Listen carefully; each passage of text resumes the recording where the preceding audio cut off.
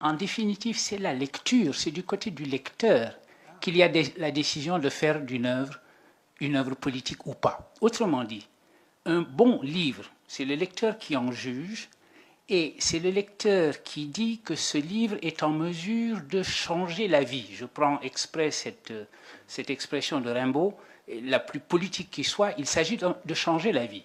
Si je décide qu'un livre a changé ma vie ou que d'une certaine façon il change la vie, c'est du côté de la réception que je dis que ce livre est politique.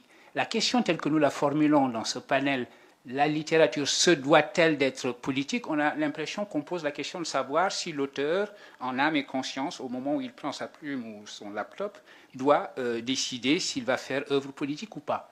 Je ne pense pas que la décision lui appartienne entièrement.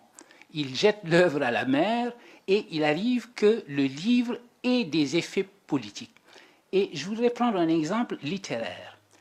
Rappelez ce passage magnifique des bouts de bois de Dieu, les bouts de bois de Dieu de Saint-Ben Ousmane, où un gréviste, c'est la grève des cheminots qui est racontée, un gréviste se trouve devant une sorte de dilemme moral et pour une raison qu'on ne comprend pas bien, a le sentiment que la réponse à son dilemme doit être dans la condition humaine de Malraux. C'est extraordinaire. C'est vrai que la condition humaine de Malraux, on peut dire que c'est un livre qui a une dimension politique aussi, mais ce n'est pas ça qu'il y est allé chercher. Il se demande au fond s'il doit juger son propre oncle et comment trouver le moyen psychologique de faire en sorte que les jaunes qui se multiplient, les non-grévistes, diminuent en nombre. Je trouve admirable cette question qui habite ce personnage lorsqu'il a le sentiment qu'un livre qui ne s'adresse pas directement à la question politique qui est la sienne, de la poursuite de la grève ou pas, lui semble en mesure d'inspirer une décision morale qu'il doit prendre. Et ça me semble la meilleure illustration possible parce qu'elle vient de la littérature elle-même, elle est cette sorte de livre réfléchissant sur ce que peuvent les livres. Il me semble simplement, je dis mon accord total avec ce que vous avez dit, l'acte d'écrire lui-même est un acte politique à bien des égards, si le livre est bon, mais cela veut dire qu'il faut voir la même question du côté du lectorat qui, après tout, est ce qui constitue le livre comme tel. Lorsque le poète dit « Ami, n'entre pas sans désir », il dépend de toi que je sois tombe ou trésor, il dépend de toi, lecteur, que je sois tombe ou trésor, que mon message soit politique ou pas, selon ce que je t'inspire, selon ce que je change dans ta vie, selon la transformation que tu subis du fait de mon existence et à laquelle tu invites aussi du fait de mon existence. C'est très brillant comme toujours. Merci. J'aime la littérature et je suis de ceux qui considèrent que les littéraires, et en particulier les poètes, sont en quelque sorte en avance.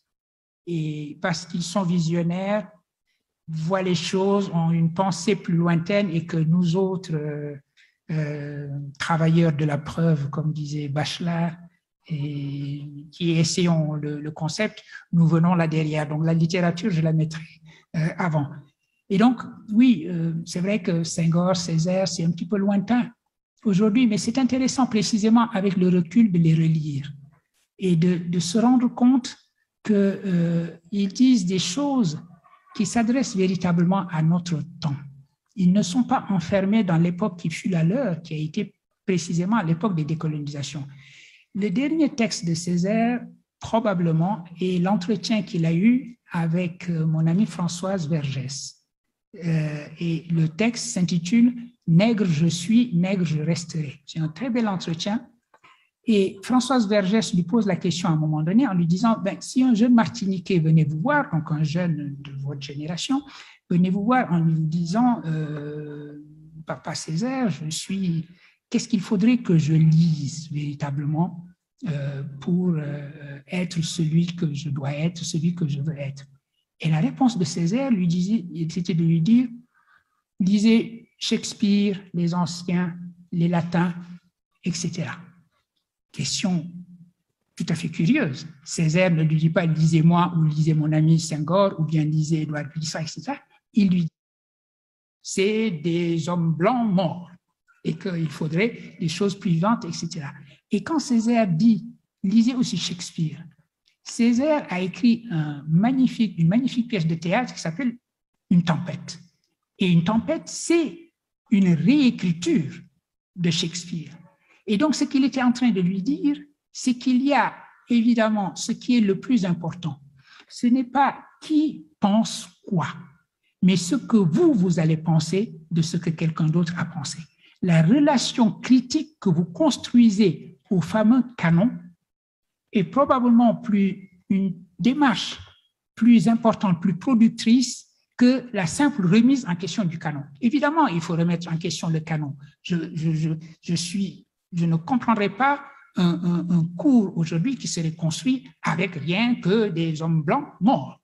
Si je construis un cours coming up, discovering existence, I want to make sure that the existential question is posed by Sartre, obviously, Camus, obviously, but also Frantz Fanon, coming from a different perspective, although he is a philosopher of existentialism, posed also by Simone de Beauvoir in The Second Sex, etc. So you have to make sure that you have this balance, but at the same time, what is probably more important is the kind of critical relationship that you can have vis-a-vis the canon rather than just who is and who is not on that